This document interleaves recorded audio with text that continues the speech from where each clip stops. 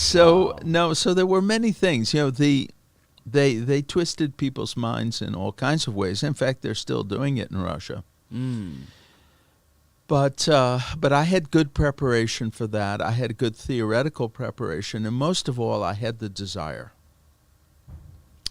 I had the desire to know, to understand. I was curious. A lot of the other correspondents in Moscow in those days were absolutely miserable.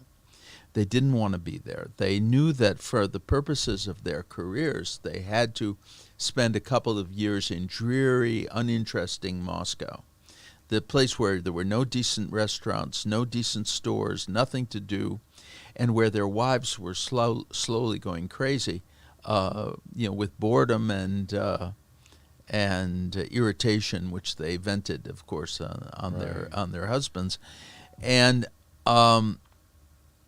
but I didn't look at it that way at all. I mean, and most of them didn't speak Russian. They didn't make the effort. Uh, but even with my level of knowledge, when I got there, I realized that to really operate in the society, I would have to master the language. Mm. And I met religiously with my Russian teacher. And it was inconvenient. It was easy to cancel those lessons. But I understood that this was the key. I always think that could be one of the biggest barriers, especially mainly within the media, because it's like playing the game of telephone. There's so many layers of people that are digesting information, repurposing it for headlines that most people don't read past the headlines. And then before all that, you have the whole language barrier. Like, how accurate are the people that are interpreting what these Russians are saying? How accurate is the translation before you get to all the media, mincing it in yeah, the I media? mean, I'll give you a good example. We had this reset policy with President Obama. There was tension in relations between Russia and the U.S., and Obama's view was that this was the fault of his predecessor, George Bush. In fact, Obama, when he came into office, was blaming everything under the sun on George Bush.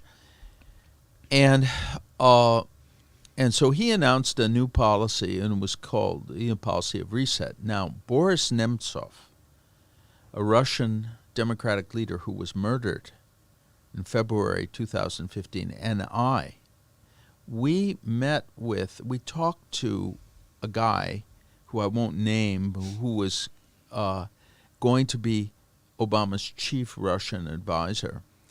And we told him, and at that time there was already talk about a so-called reset. Mm-hmm. And we told him that Putin is not a candidate for partnership.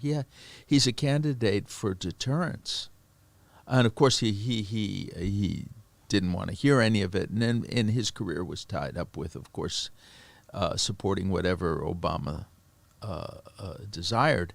But Who you're speaking about? this is since I know him personally, I prefer it's one of the one of the top advisors, who was behind the reset policy. Okay. And the reset policy was the idea that we were going to change, re-examine our positions and try to meet the Russians halfway. Okay. Well, basically we were attributing an American psychology to the Russians, assuming that we'll meet them halfway, they'll respond, and all the problems will be solved. We just have to show a little goodwill. No understanding of who the Russian leader was, what his background was, what he had done, what he was likely to do in the future.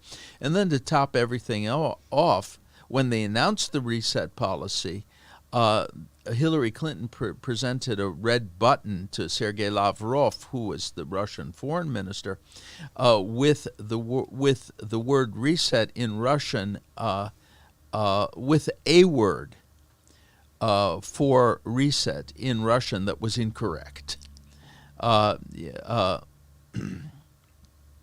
It was, in Russian it was peragruska, and reset is perazagruska. But it's just the kind of unprofessional, and this was presented by the the Secretary of State, because Hillary Clinton was the Secretary of State, Right. to the Russian foreign minister, and to show how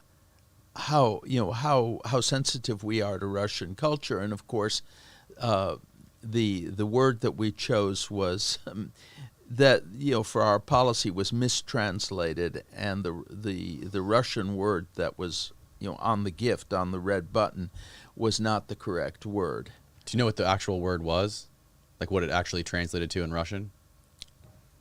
Peragruska, it's reload, but Jesus Christ. not reset. It's just Perezagruska is resetting something. Whereas Peragruska is just plugging something into a wall so that you'll get the charge back. In any case, I mean, just typical. But this is it goes to your point, because from the very top, I mean, how can we expect the media to be well informed? How can we expect the public discussion in the U.S. to be well informed in a situation in which the government is so unprofessional?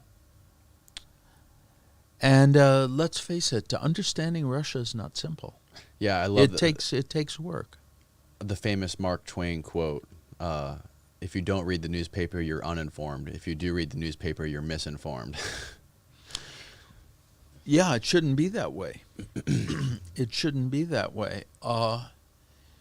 But in fact, just awful stuff. I mean, there was recently a big article in the New York Times, a 7,000-word piece about explaining Vladimir Putin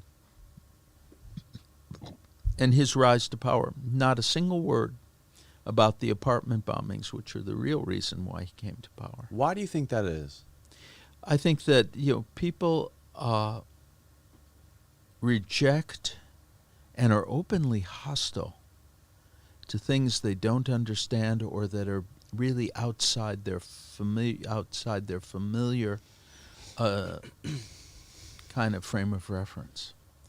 And they even take penetration, serious analysis as a challenge, and in some cases even a personal challenge, and react with hostility to any attempt really to look at a serious question in a serious